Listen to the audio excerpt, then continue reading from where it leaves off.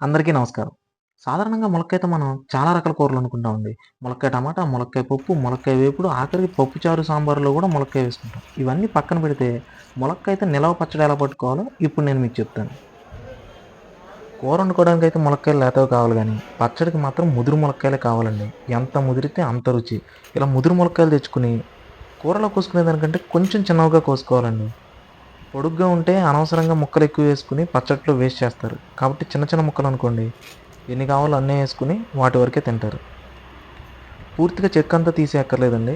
కొద్దిగా తీసుకునేటప్పుడు అటు పక్కన ఇటు పక్కన కొంచెం కొంచెంగా తీసుకుంటే చక్కగా ఉప్పు అందులో కూరి మంచి టేస్ట్ వస్తాయి. ఇలా కోసుకున్న ముక్కలను ఒక గిన్నెలోకి తీసుకుని చిటికెడు పసుపు, కొద్దిగా ఉప్పు వేసి కలిపి ఒక 10 నిమిషాలు పక్కన పెట్టుకోవాలి. నేను తక్కువ ములక్కాయలే తెచ్చుకున్నానండి. మీరైతే కేజీ ములక్కాయలకి లెక్కగా నేను ఏమేమి వేసుకోవాలో చెప్తాను. ఆ లెక్కనే వాడుకోండి మీరు. సో ఇలా కలుపుకొని నీట్‌గా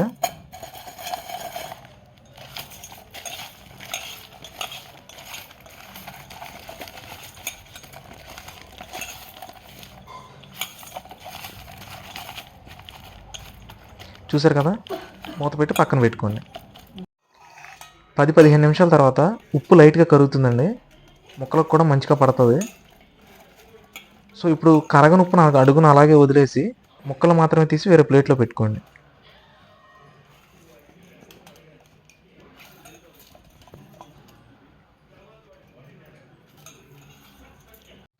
కేజీ ముక్కలకి పావు కిలో చింతపండు పడుతుందండి.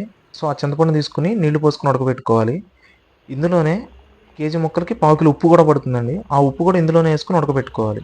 సో చింతపండు దగ్గరకు వచ్చేదాకా ఉడకబెట్టుకుని సో ఇందులో ఆల్రెడీ గిన్నె ఉంది కదా, ముక్కలు కలుపుకొని గిన్నె, అందులో ఈ చింతపండు వేసుకుని స్పూన్తో కానీ గరిటెతో కానీ కలుపుకోవాలి.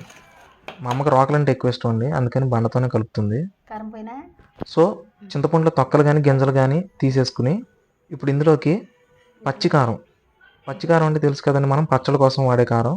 సో ఇది కూడా ఎలా ప్రిపేర్ చేసుకోవాలో నేను ఒక ఫుల్ వీడియో చేశాను, అందులో చూసి చేసుకుని ఆ కారాన్ని పావు కిలో వరకు కలుపుకోండి. కేజీ ముక్కలకి పావు కిలో కారం. సో ఇప్పుడు ఆ కలుపుకున్న దాంట్లో మనం కోసుకుని పెట్టుకున్న ముక్కల్ని కలుపుకుని బాగా చింతపండు, ఉప్పు, ముక్కలు అన్నీ కలిసేలాగా కలుపుకోవాలి. 25 గ్రాముల ఆవాలు లైట్గా వేడి చేయండి. అలాగే 25 గ్రాముల మెంతులు కూడా లైట్గా వేడి చేయండి. ఈ రెండింటిని కలిపి మిక్సీలో మెత్తగా పొడిగా పట్టుకోండి. ఇప్పుడు ఈ పొడి మనకి కేజీ ముక్కలకి 50 గ్రాముల వరకు ఈ పొడి పడుతుందండి. ఆవపిండి, మెంతిపిండి ఈ రెండు కలిపి 50 గ్రాముల వరకు పడుతుంది కేజీ ముక్కలకి. సో వాటిని కూడా వేసుకుని మెత్తగా కలుపుకోవాలి. ఇప్పుడు తాలింపు వేసుకోవాలండి. తాలింపు కోసం అరకిలో శనగ నూనె కావాలి. అరకిలో వేరుశనగ నూనె తీసుకుని 50 గ్రాముల ఆవాలు, 50 గ్రాముల పచ్చిశనగపప్పు, 50 గ్రాముల సాయమినపప్పు, ఒక 50 గ్రాముల వెల్లుల్లిపాయలు. వెల్లుల్లిపాయలు ఎప్పుడు కూడా పచ్చళ్ళకి రెబ్బలు తీసే వాడుకోవాలండి. 7-10 మిరపకాయలు, ఎండుమిరపకాయలు, అలాగే లాస్ట్లో దించుకునే ముందు 2-3 రెబ్బలు కరివేపాకు. ఇవన్నీ వేసి తిరగమూత ఎప్పుడైనా సరే చల్లారనివ్వాలండి. అంతేనండి. తిరగమూత చల్లారిన తర్వాత కలుపుకుంటే మన పచ్చడి రెడీ అయిపోతుంది. చెప్పాను కదా, నేనైతే తక్కువ ముక్కలతో చేశానండి. మీరైతే కేజీ ముక్కలు తీసుకుంటే ఇప్పుడు నేను చెప్పిన కొలతలతో చేసుకోండి. మీరు ఎంత తక్కువ తీసుకుంటే మిగతా ఇంగ్రీడియంట్స్ని కూడా అంత తగ్గించుకోండి. సో చూసారా, ఇది నిలవ పచ్చడి అండి.